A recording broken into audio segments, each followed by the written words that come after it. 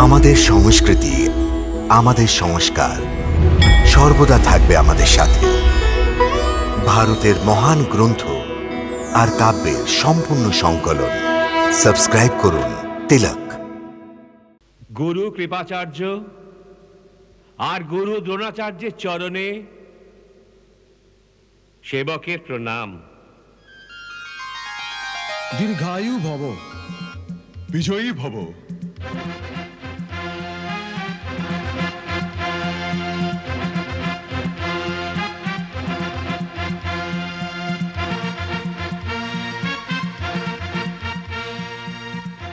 তাতশ্রী বিশ্বের চরণে বিচিত্র বীর্য পুত্র ধৃতরাষ্ট্রের প্রণাম গ্রহণ করুন।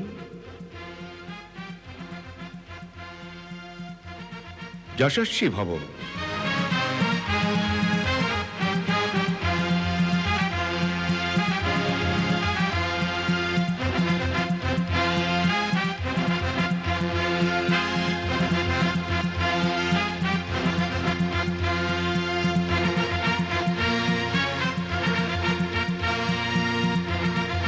গৌরব সম্রাট মহারাজ ধৃতরাষ্ট্রের জয়।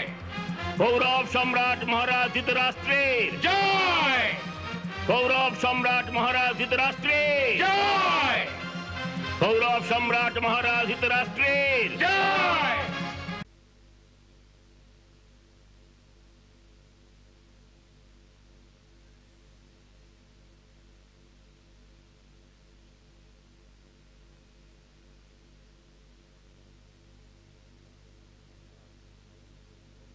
মহারাজ, মথুরা নরেশ মহারাজ উগ্রসেনের পক্ষ থেকে এক বিশেষ সংবাদ নিয়ে তার রাজদূত আপনার সেবায় উপস্থিত হয়েছেন। যদি আপনি অনুমতি দেন তো ওকে সভাতে ডাকা হোক। অবশ্যই। ক্ষমা করবেন মহারাজ,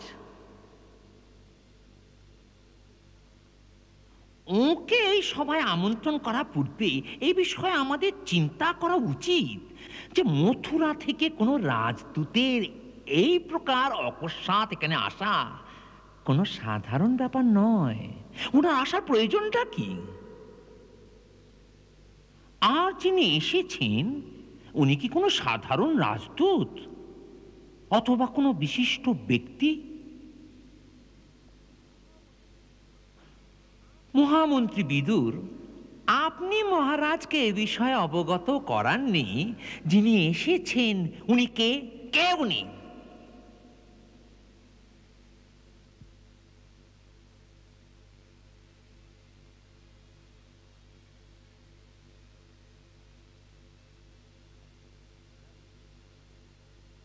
হ্যাঁ বিদুর, তুমি তো বলনি যে উনি কে। মহারাজ, উনি মথুরার প্রধান সেনাপতি মহারথী অক্রূর। সেনাপতি? বলি মথুরা সেনাপতির কৌরব রাজসভায় আসার কি প্রয়োজন হতে পারে? হ্যাঁ বিদুর, শকুনির এই প্রশ্ন চিন্তা করার যোগ্য যে এক সেনাপতির এই প্রকার অকস্মাৎ আসার কি প্রয়োজন হতে পারে। মহারাজ, উনি এই সময় এক সেনাপতির ন্যায় নয়, বরং মথুরা নরেশের রাজদূত হয়ে কোনো সংবাদ আপনার কাছে পৌঁছতে এসেছেন। তাই ওকে সম্মানপূর্বক রাজসভায় ডাকা উচিত। এই তো শিষ্টাচার।